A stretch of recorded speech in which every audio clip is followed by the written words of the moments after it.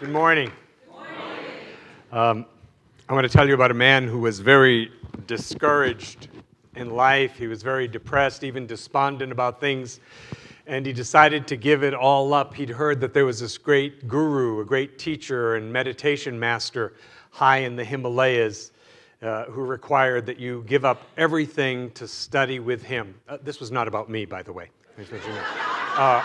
And people asked after the first service, was that you? Was that you? It's like, no, it was not me. It was not me.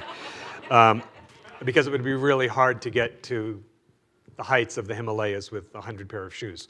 But it's neither here nor there.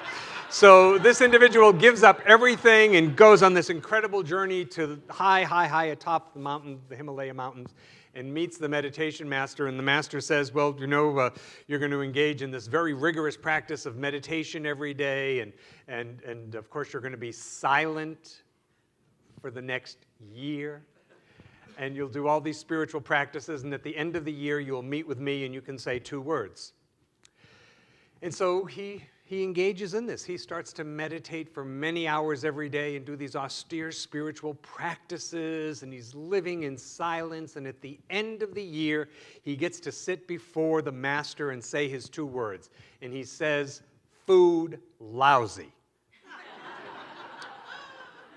And he continues the next year, and he meditates, and he does the rigorous spiritual practices and all these austerities, and he gets to go before the master at the end of year 2, and he says, "Bed hard." And he goes into the 3rd year, and he's meditating and praying and doing the practices, and finally at the end of the 3rd year, he gets before the master, his turn is up, and he says, "I quit." And the master looks up at him and says, well, I'm not the least bit surprised. All you've done since you got here was complain. So, you know, science of mind, the teaching of the science of mind is like Buddhism for the Western mind. Those hear that. This is Buddhism for the Western mind. In Buddhism, you start to watch your thoughts. But here in the West, we talk about, well, you've got to think in a positive, life-affirming manner, and you've got to watch what you say, and you start to watch, you know, the vibration and the frequency of your being on a daily basis, on a moment-by-moment basis, because what you're putting out there is what's coming back at you. So it's very much, it's sort of a Buddhist way for Western minds to approach spirituality. I want to talk today about a lesson from the Old Testament, a story that I loved as a kid. Now, you have to understand, as a kid, I had an older brother, and my mother on a daily basis would forbid us from watching the Three Stooges. And so, of course, every time she was out of the room, we'd turn the channel and watch the Three Stooges. Now, the problem with that was that I had an older brother, and everything the Three Stooges did, he liked to act out on me. And so I particularly was fond of the story of Joseph in the Old Testament, because Joseph had a bunch of older brothers who gave him a hard time as well. And so the story of Joseph really should be like a mini-series or a great movie.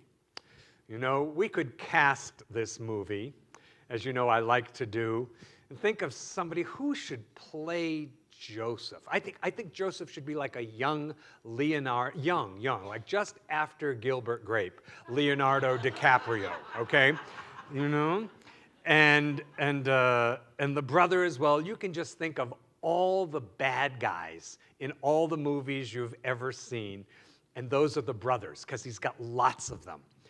And so Joseph has a gift. He has spiritual gifts, like everybody here has spiritual gifts, and he's young, so he doesn't keep those gifts to himself. He just blurts them out all the time, and Joseph is particularly good at interpreting dreams. And so he has these dreams, and he tells his brother about his brothers and father about the dreams he has.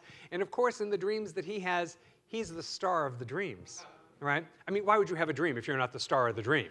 That's somebody else's dream. You know, you're going to be the star of your... And so he tells his brothers that in his dreams, they bow down to him.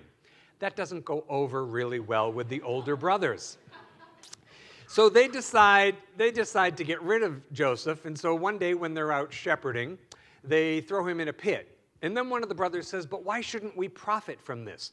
So the Midianites are coming by, this caravan of Midianites, and they sell Joseph into slavery, and they think, there, we've all got a little cash, and the problem is solved. Joseph is gone.